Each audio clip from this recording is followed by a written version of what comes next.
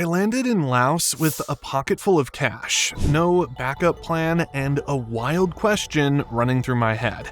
Could I really live an entire month in a foreign country on just $200? No credit card safety net, no sponsors, just me, my backpack, and a challenge that sounded borderline impossible. But what started as a budget experiment turned into something completely unexpected. I didn't just survive, I found peace, adventure, and a kind of freedom I didn't know I was missing. Every cent I spent had meaning. Every day stretched wide with possibility. And in the end, I walked away with a new understanding of what rich really means. Let me show you where the money went, what I learned, and how this quiet little place reset everything I thought I needed to feel alive.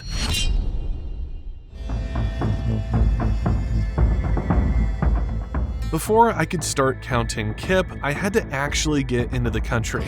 Laos might not be the first place you think of when planning a minimalist escape, but their visa system makes it surprisingly easy. Most Western travelers can walk into the country and get a 30-day visa on arrival for $35. The line moves fast enough, but if you want to save time, there's also an e-visa for the same cost. You'll still need a passport photo and a couple of blank pages, but once stamped in, you're good for a full month of exploring. Coming from Bangkok, I hopped on a sleeper bus to Vientiane for about $26.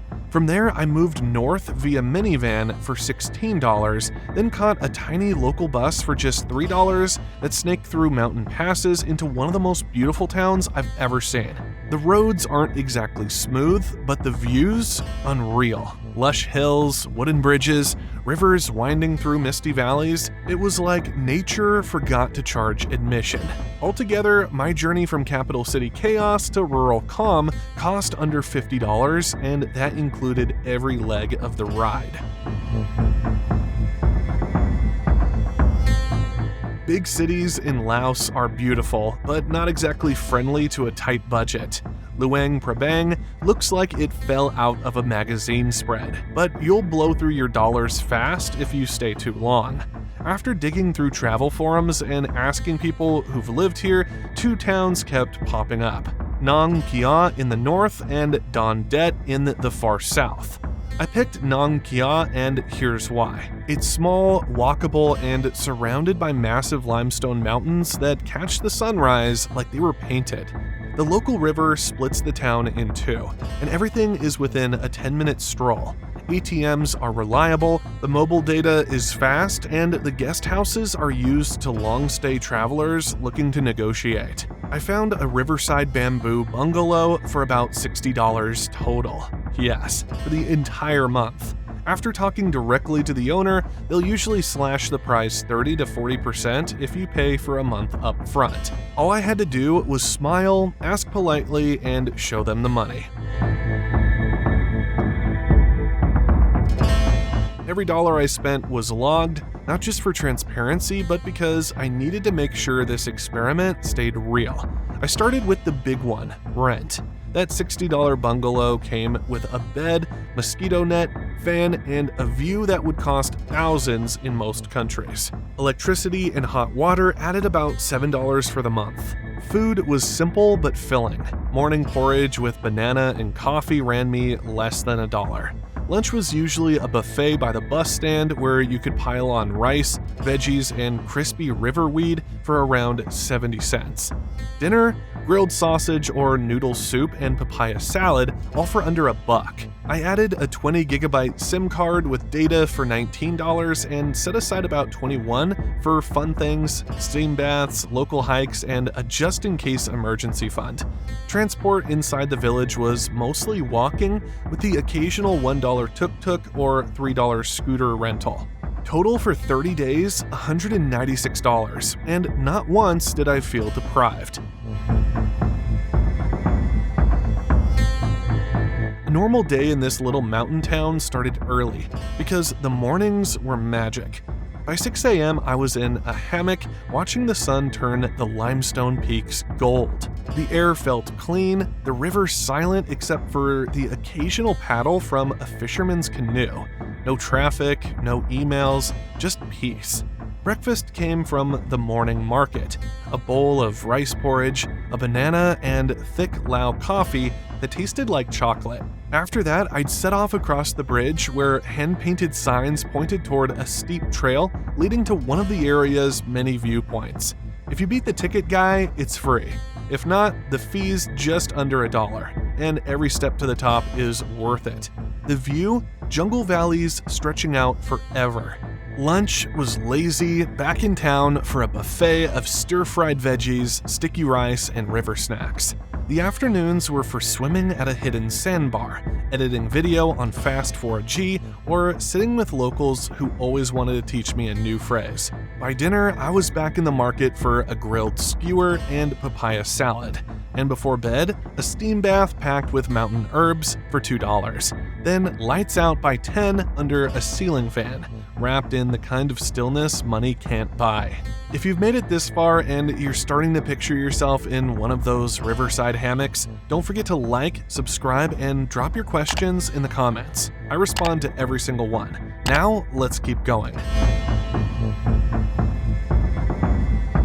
One of the best parts about this town is that almost everything worth doing is either free or costs less than a cup of coffee back home. I started exploring the moment I settled in, and it felt like the whole area was built for travelers on a mission to spend less and live more. The first thing that stood out was the hiking. 4 different trails, Pha Dang, Phanoi, Nang Nan, and Sam Ka, lead into the limestone mountains that wrap around Nong Kia like a fortress. They're all maintained by the local community, and each charges a symbolic fee, usually under $1, to help with things like trail upkeep and ladders. But if you go early enough, you might even slip in for free before the ticket booths open. Either way, standing on a peak at sunrise, watching the clouds part over a green sea of jungle makes you feel like you've stumbled into another planet. When it gets hot, the river becomes your playground. The Nam U is still clean during dry season, and there's a sandbar just 10 minutes downstream where locals swim, kids kick around a CPAC Takraw ball, and no one seems to be in a rush. I'd bring sticky rice, drink in the silence, and stay until the sun dipped behind the hills. For something completely different, I visited the local caves, Pha Quang and Patak, where villagers hid during the American bombings. Walking through those caverns, you see bamboo bed frames, kitchen smoke stains on the rock, and craters outside where bombs actually landed. It cost me less than 50 cents, but the emotional weight, that stayed for days.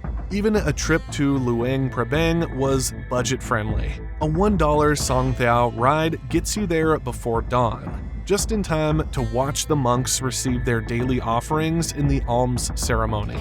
It's silent, sacred, and absolutely free to witness.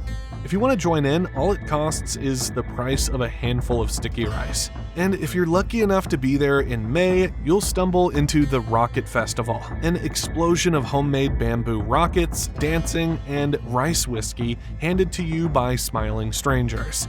It's loud, joyful, and costs nothing to enjoy. Stretching $200 means thinking like a local, always pay in kip. Foreigners waving dollars get tourist prices. Get your full month of mobile data in one shot. It's cheaper than topping up. Refill water at restaurants for pennies instead of buying bottles. Cook simple meals, rice and eggs are dirt cheap and filling. Walk or bike everywhere. Tuk-tuks cost more than your meals. Keep a $100 bill hidden for emergencies like border runs or pharmacy visits. And most importantly, learn one phrase, Bo Pen Yang. It means no worries, and it opens doors, lowers prices, and gets you treated like you belong.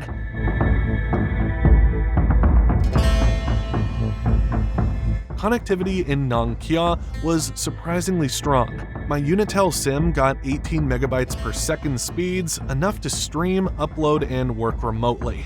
Power outages happened during storms, but a cheap power bank kept things smooth. For health, avoid tap water and bring bug spray. The mosquitoes near the rivers are relentless. Clinics in town are fine for small stuff, but big problems mean a trip to Luang Prabang's hospital. Crime? Almost none, but keep cash close on long bus rides. Dress modestly at temples, take off shoes indoors, and greet people with a smile. Respect goes a long way here. It wasn't luxury, but it was honest. Every day felt full, even though I spent less than $7. I woke up with the sun, swam in rivers, shared meals with strangers, and didn't miss air conditioning once. Without all the noise of busy cities and big bills, I could hear myself think. The small space, the quiet routines, they gave me a kind of mental clarity I hadn't felt in years. I didn't just spend less money, I lived more. That month taught me what comfort really means, and it's not measured in dollars. I didn't just spend less, I lived more. And if that sounds like something you want too, here's something extra. I booked my last trip to Cancun for half the usual price. And no, I'm not gatekeeping. I used Expedia, and I've got an affiliate link below that gets you the same deals. No extra cost to you, just real savings. I'm also really grateful for your time and attention. I spend hours curating the best info I can and try to make it worth your watch. If you found value here, consider buying me a coffee. It keeps me going and helps me keep making videos like this. Subscribe, share, and I'll see you in the next one.